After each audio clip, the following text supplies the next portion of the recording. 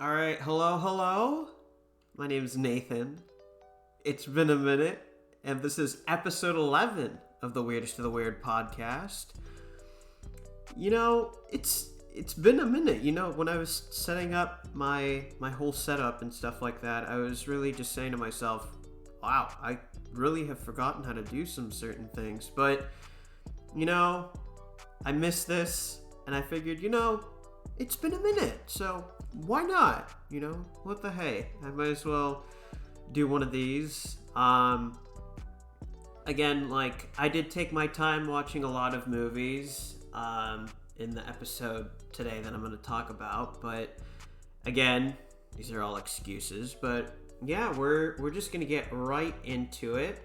So this week, I decided that I would cover all the Ari Aster movies, so Hereditary, Midsommar, and his more recent film, Beau is Afraid, as well as some movies that I was able to. So, Past Lives, an incredible movie, I was able to gracefully and gratefully watch it in a theater, which is pretty cool for an A24 movie. That was pretty cool.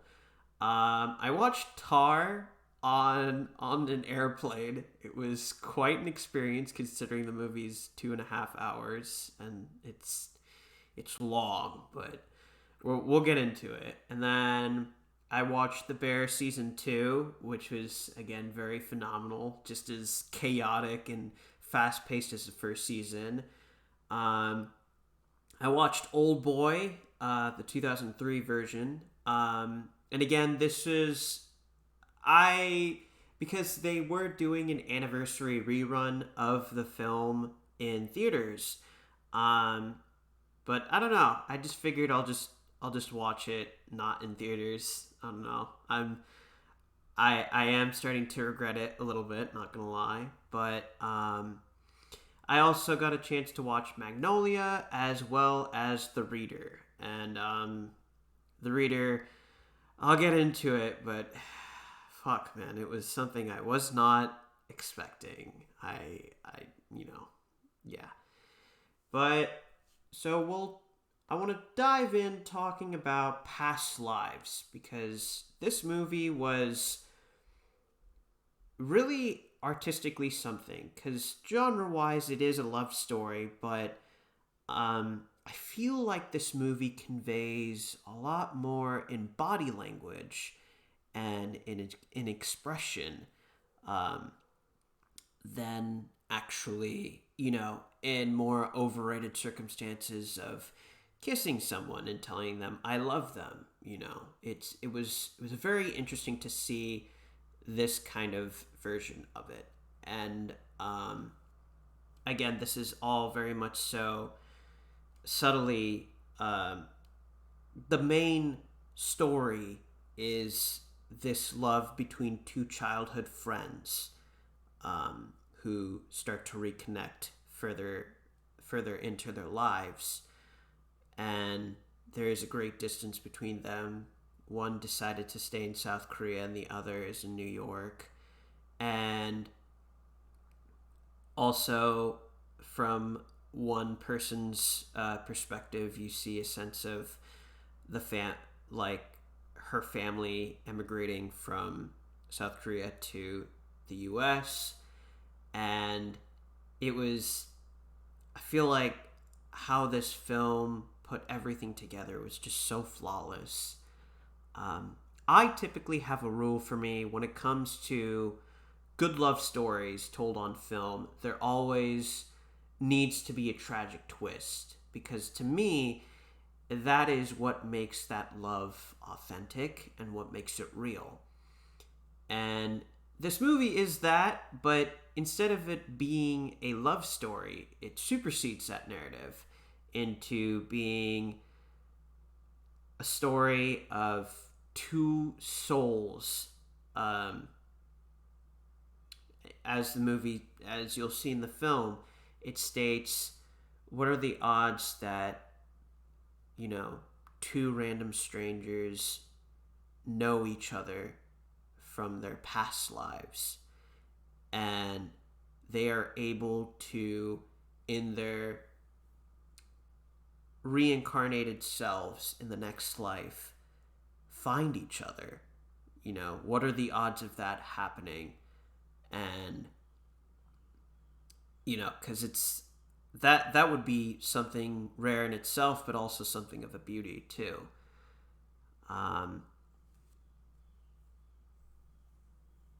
and combining, we really do see this between the main character Inyun and her best friend, and they have been friends since childhood, and they've bonded. They've been best friends, and as they grow up, they obviously have different career paths, and it is tragic to know they can't, because in their adult lives they can't be more than just friends. talk about talk about great acting, and a lot of sensual tension. There are some sequences later on in the film that show them as adults, where Inyun's friend comes to visit her in New York, and they just walk around Central Park in New York, and they're just talking, but most of the time they're just standing and looking at one another, and they look at one another as if they're the ones. I don't know, that was my interpretation of it, and it was something truly beautiful to see. Again, I feel like in most modern love stories we do get that, but we don't get enough of that. And that is a little bit sad, but it's in this film. It is something of a beauty. I couldn't help but just have a smile on my face the whole time watching that happen. And again, it's even more tragic when it seems as though the universe is telling them they're meant to be together. And I feel like that's another lesson you learn from this story, is that people change. People can't, people can't always stay the naive young self or strive to certain ideals and stay the same. People always change. I feel like it's inevitability that people mature and grow, and that's a process to life. And people can shape their own destiny, and I thought this movie really conveys all of that in a very beautiful yet subtle way. Also, this movie, oh my gosh, this movie's cinematography is incredible. I've never, movies that portray New York, you always get the standard, I feel, overrated shots of the New York skyline, of the One World Trade Center, all the modern buildings, the Empire State Building, but this is more, it just focuses on, again, there's like some amazing shots in Central Park, and this movie really does show New York in its best light, in my opinion. It was the filmography was incredible. And again, like I said in the beginning, I got a chance to watch The Bear season 2, and I loved everything about it.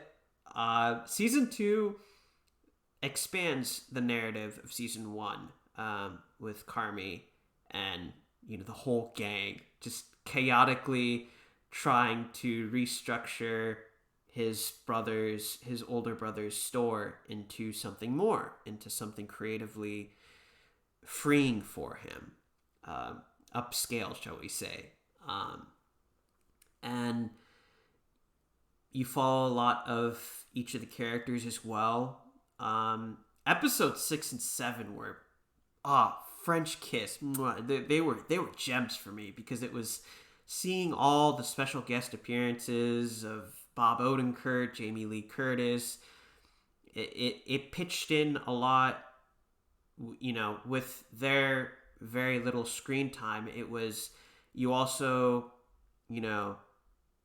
got to see how chaotic Carmi's family dynamic really is, and just how batshit crazy it can get, and why he processes chaos and stress and grief, especially with the passing of his older brother, in the way that he does. And it was refreshing to see that from this show, and not dip both feet exactly completely headfirst into spoon feeding the exposition of this backstory, but more or less kind of dipping one or two toes into it. And it's there's a lot of, I loved episode 7, especially going to Richard, who's Carm's cousin, because it was just an episode, again, talking about what I said earlier, that you really get a sense of, each of the characters. The show delves into each of the characters. Case in point, episode 7, man, just seeing Richard working at one of the best restaurants in Chicago as a quote-unquote punishment by Carm, just to spice up his hospitality services. But to see him grow himself as a character and mature was really something. It was something I was not expecting, but it was something that I loved. Also, it was a really cool surprise to see Will Porter and Olivia Colman in the show, as well as other special guest appearances. And this show is coming off a year of really good fucking TV. I just have to come out and say it. 2023 thus far has been a great year for TV. Coming off of the series finale of Succession and Barry, and now this, it's like, what a time to be alive for TV, man. It's incredible. And now I want to delve into Ari Aster films, the 3 films that he's done thus far. So that's Hereditary, Midsommar, and Beau is Afraid.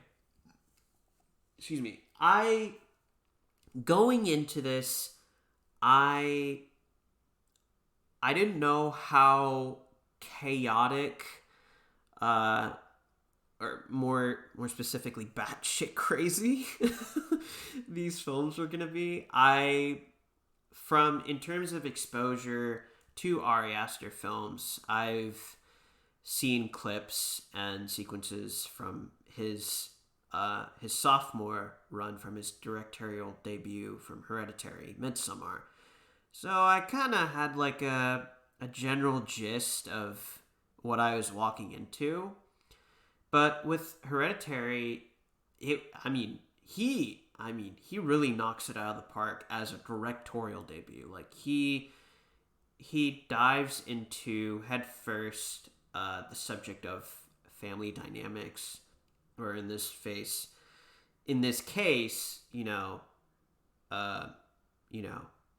chaos, or the sins that are passed down generation to generation from in a person's family. And in this film, the film really much so tackles the subject of a strained family. A family trying to cope with a loss, just so much death. Oh my gosh. And seeing that through the perspective of Toni Collette's character, and, you know, having to get over the just the recent passing of her mom, and then, spoiler alert, of her daughter and someone very close to her.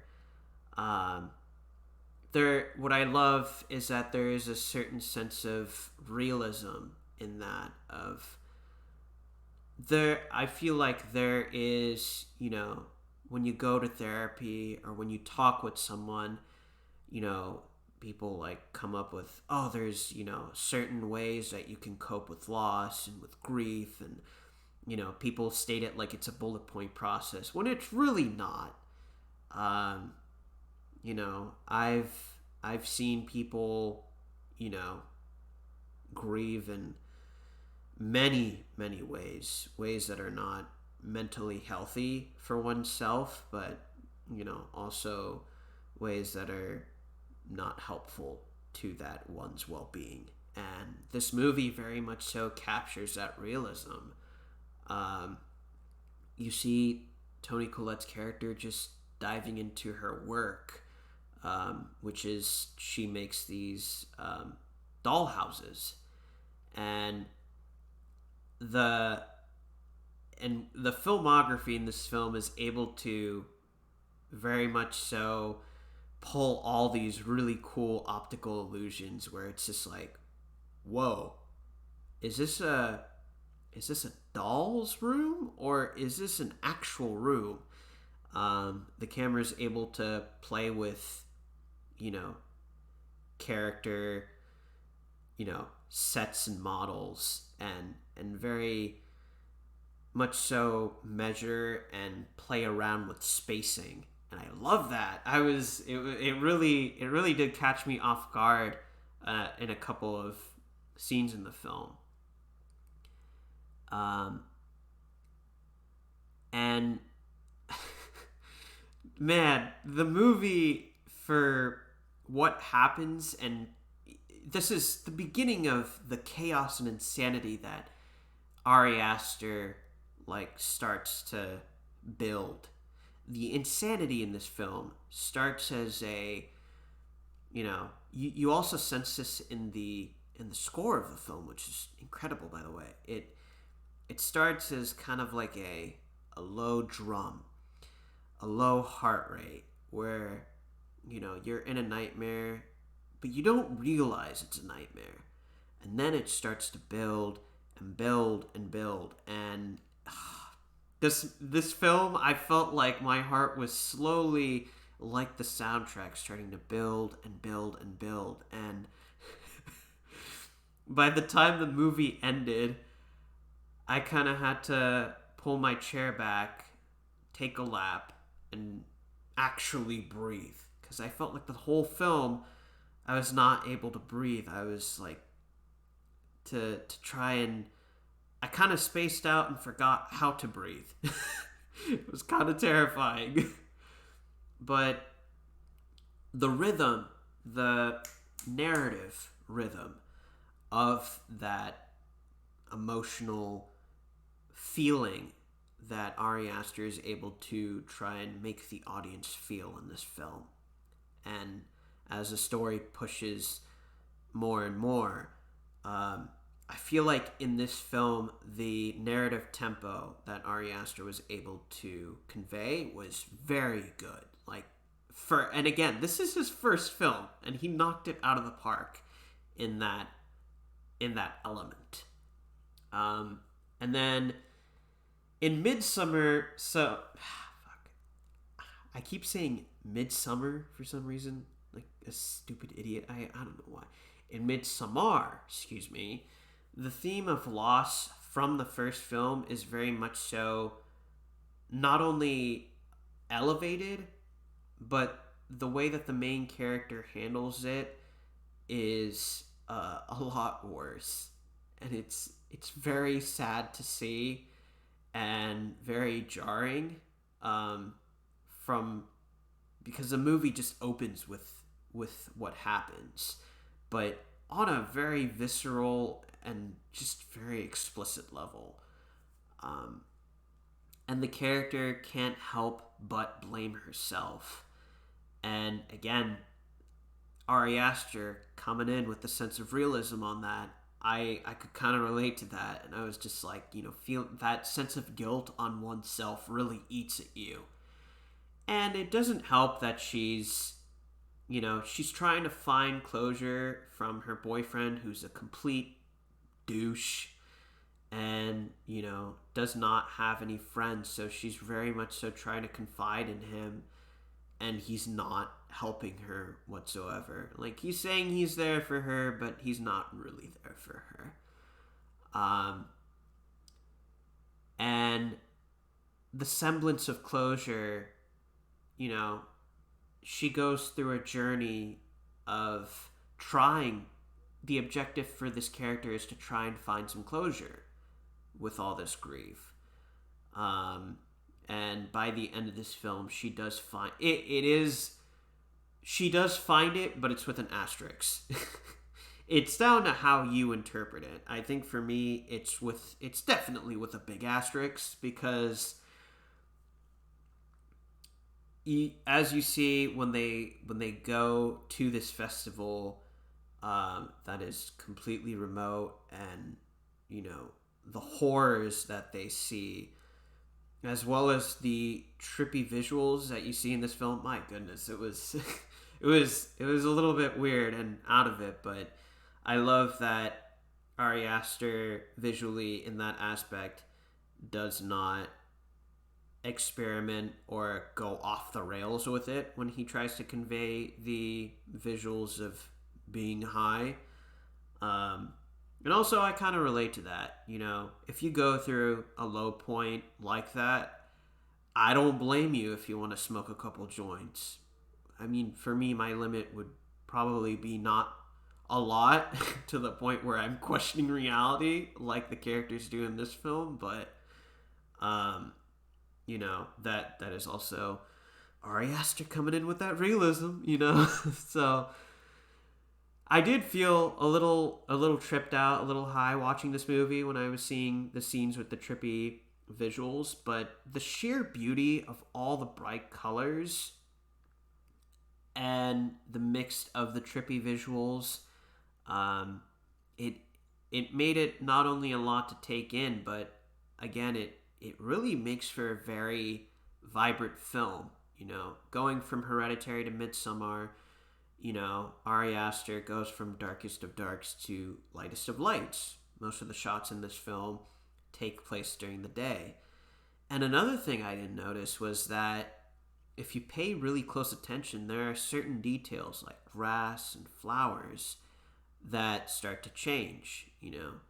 Of course, when you're high, it doesn't matter, but it was really kind of interesting to see these visual details kind of change a little bit, and you're just like, whoa, I did not know that. And again, the sense of, I feel like this movie starts to become more, in terms of the craziness and insanity that was portrayed in a rhythmic beat, it's a little bit all over the place in this film. It's kind of a little bit here, spaced out a little bit there.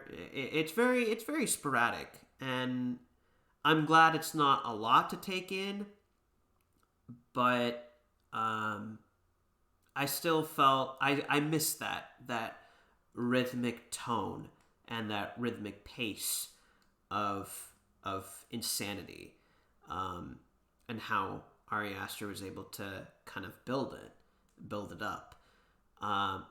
But again, that still didn't exclude from me enjoying this film. I really did feel for Florence Pugh's character at the end when she, kind of got that sense of closure, that, the people that she's with really respected her, really valued her at how she should appropriately be valued, and how she sees herself in terms of how she wants to be valued and she wants to be heard after this closure. And I feel like bleh, got my directors mixed up there. I feel like Ari Aster for his sophomore film kind of took notes from Roger Eggers. I cannot talk today. I feel like Ari Aster took notes from Robert Eggers' way of researching films, in-depth research for how to look at, the colors and what people wear realistically and where it takes place, all for the Midsommar Festival, because it actually does happen. Hopefully not at the craziness and insanity that it happens in this film, but still kind of cool that it happens for real. And I believe they shot on location for this film, so that's also another really cool tidbit to know as well. And then now going into Beau is Afraid, I feel like for this film, Ari Aster took the components of great storytelling, of, a strained family dynamic, and the trippy visuals of Midsommar, and, he kind of just put that all in a bag, and the rhythm of craziness and insanity, he kind of tied it up with that bag, jumbled it, and then just took half of that content out of the bag and then just threw it out the window and threw the bag out of another window. I mean, my goodness, this movie's insane. And I do mean insane.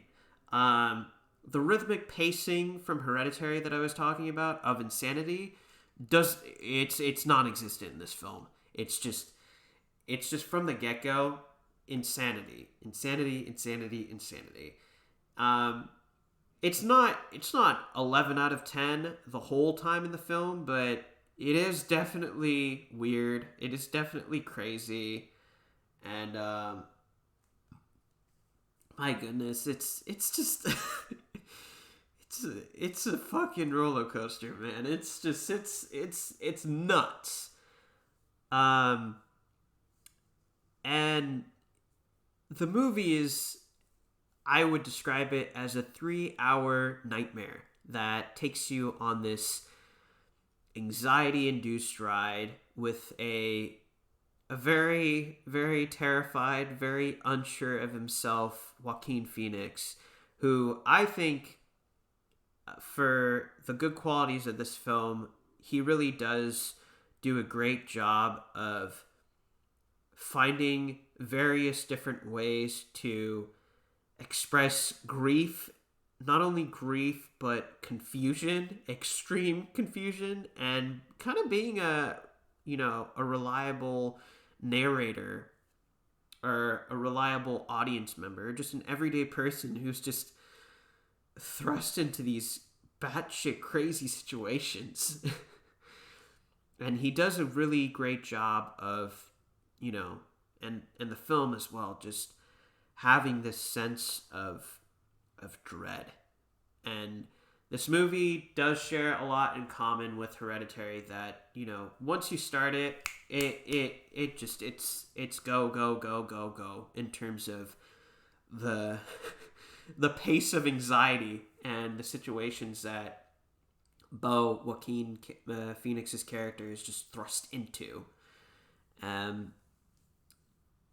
There is a sense of psychological dreadful horror that stays with this film, and a sense of dread I personally relate to, through the guise of Beau's character. And there are some slow sequences in this film that try to say that it's something else other than a psychological horror film. I would not characterize it as horror at all, actually. I would characterize it more so as just a psychological, creepy film.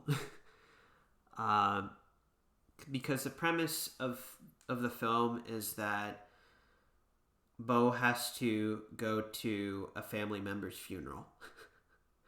And you're like thinking, oh, okay, easy peasy. But it's as if the universe just throws like just a whole bunch of curveballs at Bo, and it's just like, this guy does not deserve this. What is going on?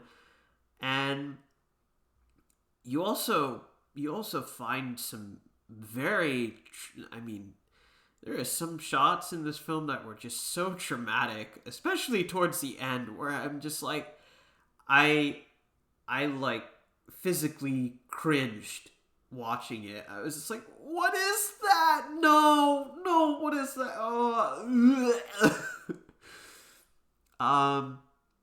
But this movie does, I mean, if anything, this movie does a great job of just, you know, really, you know, capturing a nightmare, everything about a nightmare, and just everyone's worst fears. Just, you know, there were a couple realistic fears that were kind of portrayed at the beginning of the film, which I don't want to spoil, but I was just like, oh, I like kind of myself watching the film kind of got an anxiety attack watching it. I was just like, oh, I relate to that. I relate to that, all right. And it was truly something. And the movie, again, this movie being the latest to come out from Ari Aster, I was tempted to watch it in theaters when it was showing in theaters, but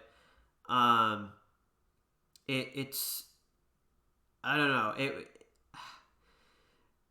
it was, I don't know, I kind of got scared off, and I was making, you know, the excuse of, well, if I watch an Ari Aster film, I have to watch all of them, and I was making it such a chore for some reason. It also too, it's crazy that this film was being shown in IMAX. Oh my gosh! If I were to hypothetically watch this movie in IMAX, I probably would have shit my pants, if I'm going to be honest. It's that's just nuts that a film like that would be shown on IMAX. It's crazy.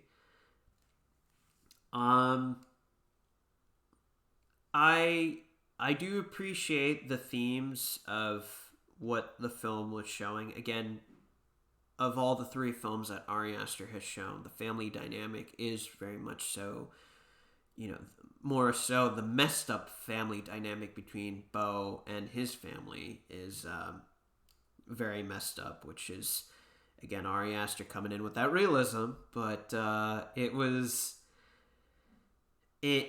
feel that was more so a subplot that was thrown at the very end of the film, and it was off-putting at first, but I feel like the movie does focus more on, like in Midsommar, a character's personal growth.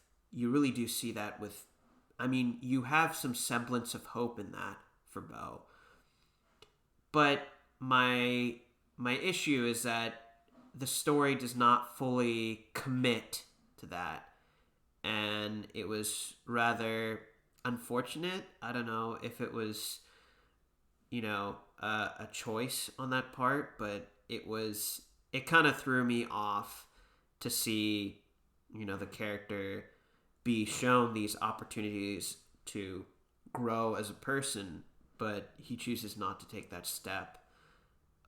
Or let alone he doesn't make a decision. He just kind of lets the universe make a decision for him. So that kind of was like, you know, something that made me overall not like this film as much as Ari Aster's other films.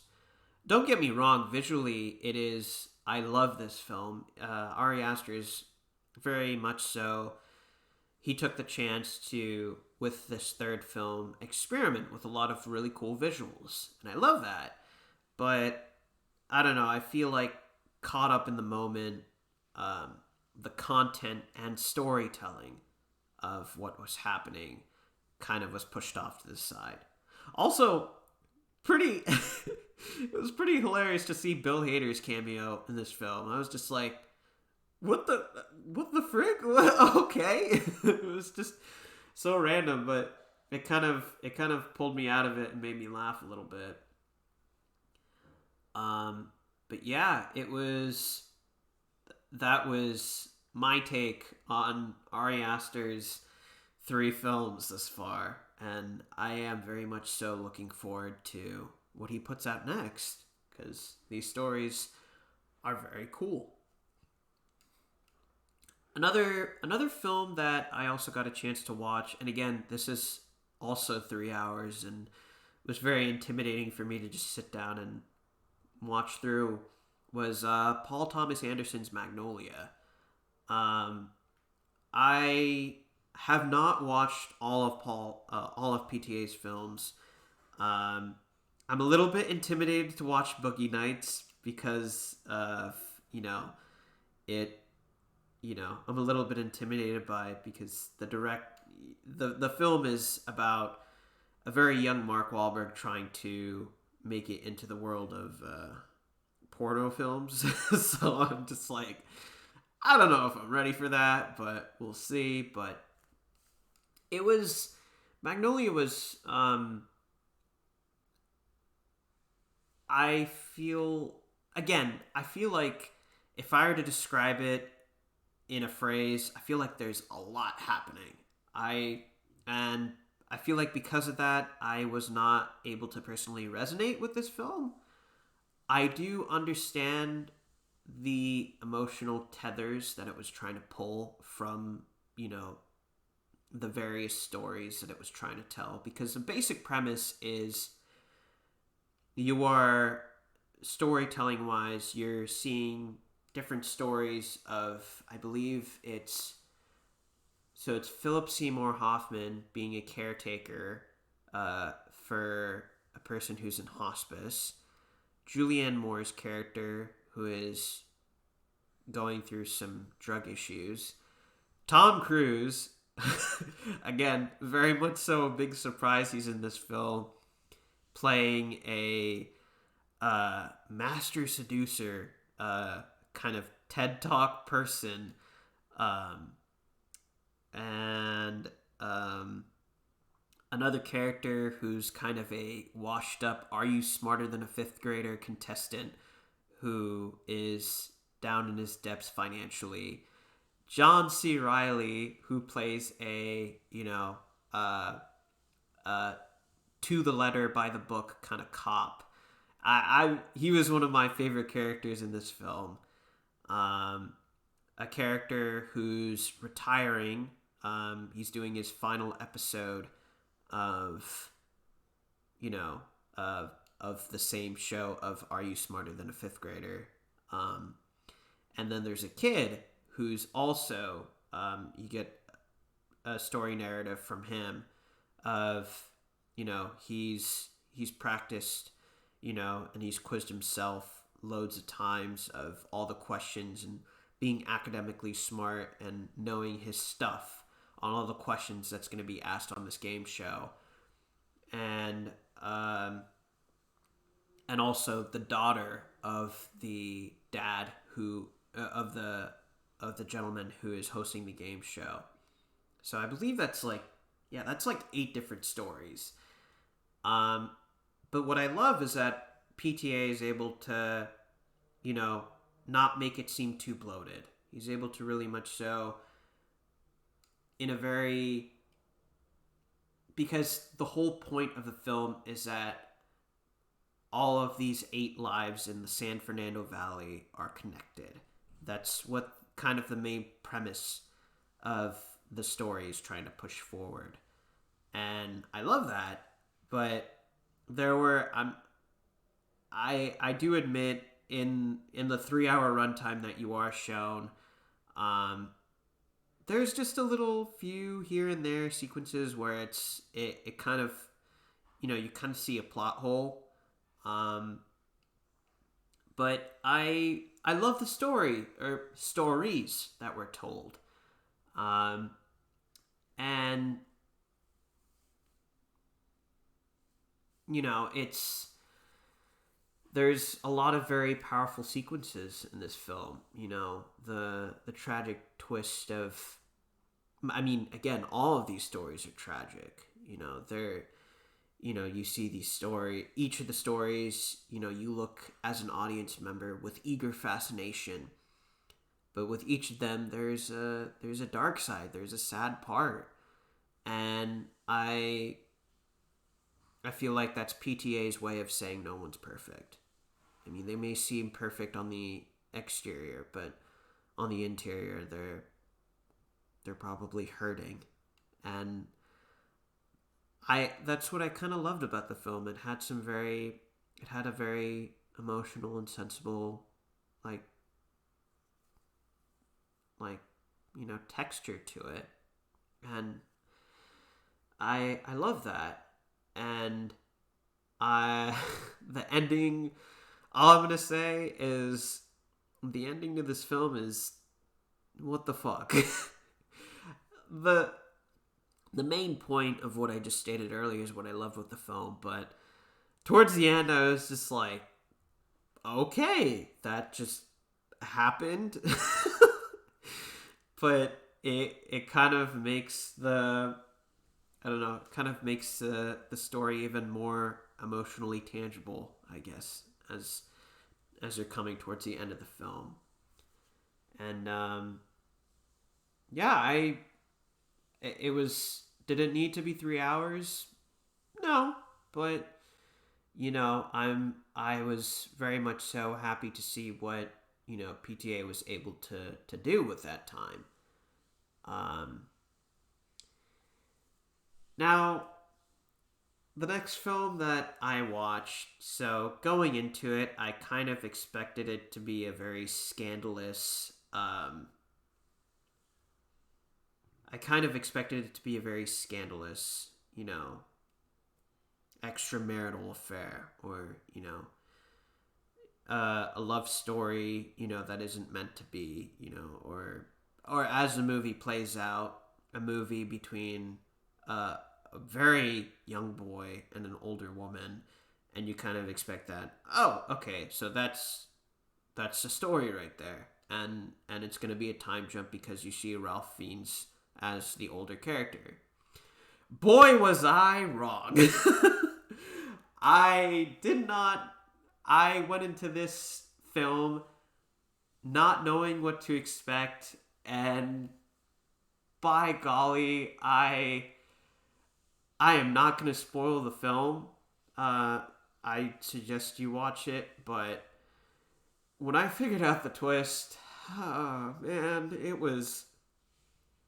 I had to take not one, not two, but several laps. I was screaming. I was just utterly confused. I was I was just in a I was just yakking. I was like, oh no, my gosh. I felt so bad for the young boy in this film.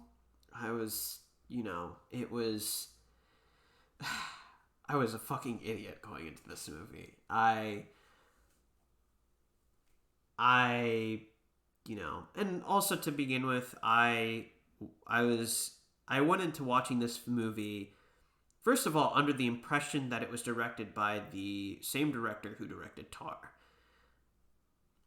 I'm a fucking idiot. I should have done my research. I only found out after I had watched The Reader, and I felt like, you know, an idiot. But again, the way that this movie presents itself, storytelling wise, it's pretty genius. Because again, like I said, you know, before, you're under the impression that it's just going to be a very scandalous love story at best. That's going to have a time jump. But as the story progresses, and when you start to rewatch and figure out where this movie takes place, specifically when, you're like, oh, oh no. And without giving away too much, you do find out Kate Winslet's character is she was a part of, you know, a group of people in World War II that were not great people. And from there, the story, when you figure out that twist, it's now just a question of how Ralph Fiennes' character, who plays the older version of the boy who had the affair with Kate Winslet, you kind of just see how that has affected him in his life later down the line, as well as how he has been able to process this. And it was very hard to watch this, watch that, and watch how he had to process it. And I can only imagine how sickening, it would have to be for him, to speak for a person in some rare instances who is reviled by everyone. This movie was, the way the twist was shown in the film was, peak storytelling, but it was just, this movie was really hard to watch. Like, after finding that twist out, it was just very, very hard. Like, it was just so depressing. And on that note, going on to dark stories, why don't we talk about Oldboy? Oh my gosh. I kind of was aware of the twist in this film. But this, unlike, it is weird. It's one thing I noticed about this film that was kind of weird was that it's a dark story, but it's kind of framed as a comedy. I mean, from the way it's shot to the way the dialogue is written in the script to even the music, it's very, what's happening to the characters in this film is fucked up. But for some reason, the movie's almost goading you into feeling that this is dark, yes, but it's kind of a comedy. And it was very interesting to see that, and this is also coming from the director who directed Decision to Leave, which I also covered in an earlier episode. It was very cool to see his directing style earlier in his career and to see that transpire to develop into what it is in Decision to Leave. That was very, cool to see, as well as narratively how he's able to make a story flow in the way that it is. And again, I was aware of, without spoiling, I was aware of the twist at the end of this film. But again, I feel like, as cruel as the story is, the story in the film very much so conveys to the audience and tells you, yeah, the character went through a pretty rough time. But, I mean, should you care? And it's just like, oh my god, you feel bad for the character even more because the movie is taking that kind of dark comedy kind of stance, and you're just like, I kind of vibe with that, but also, why? But it was very interesting to have a movie like that psychologically play tricks like that. And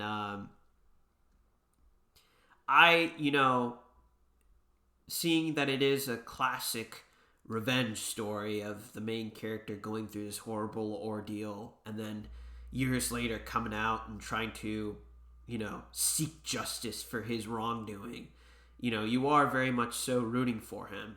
And again, the way that the ending happens and where the movie narratively and wants the audience to make you feel thematically at the end of the movie,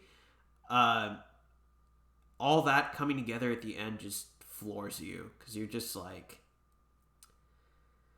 wow. You feel even more, you feel even more hurt for the character, as if he's not been through enough. Or in some ways, the movie takes a stance and says, maybe he did deserve this. I don't know. It's terrible. And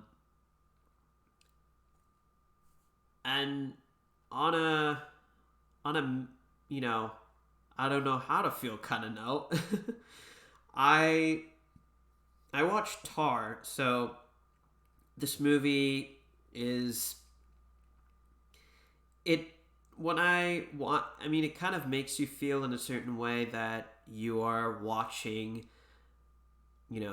a person like Neiman from Whiplash, or Natalie Portman's character from Black Swan, or an underdog story of someone really giving 100% of their all into the art and craft of what they love doing. And in this case of Tar, Cate Blanchett's character, it's music, it's conducting.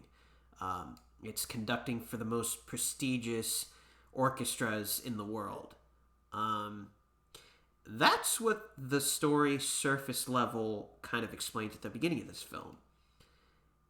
But as the film goes on, you start to see it without spoiling the film, it really does take a certain stance on modern actual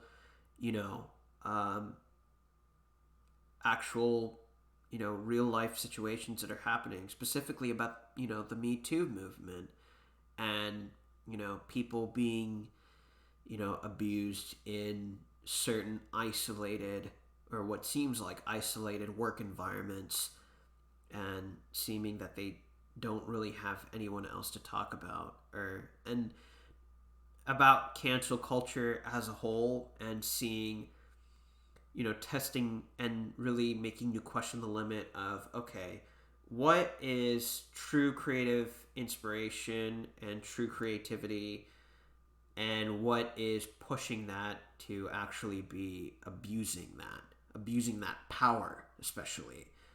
And it was very surprising that this movie questions that, and actually tackles contemporary topics and actual serious real world situations. Did it need to be 2.5 hours, or I think it was like 2 hours and 50 minutes, or 2 hours and no, it was 2.5 hours. There could have been a specific amount of content that could have been cut from this film, and it could still have delivered a poignant message.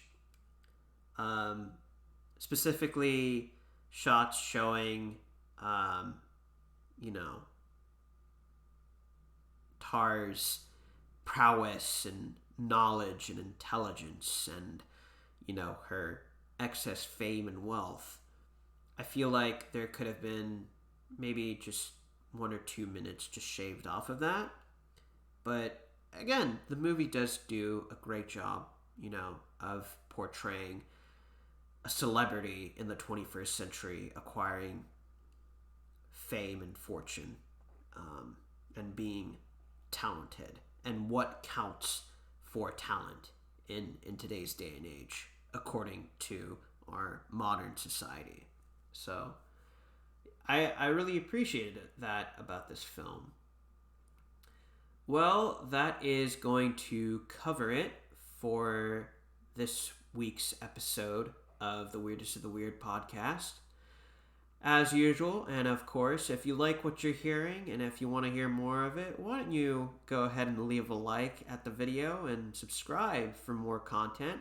And if there's anything you want me to cover in terms of movies, reviews, podcasts, video games, anything like that, further down the line, go ahead and suggest it in the comments down below and let me know. Alright, that's going to cover it. Again, guys, this is Nathan, and thanks for tuning in. Bye-bye.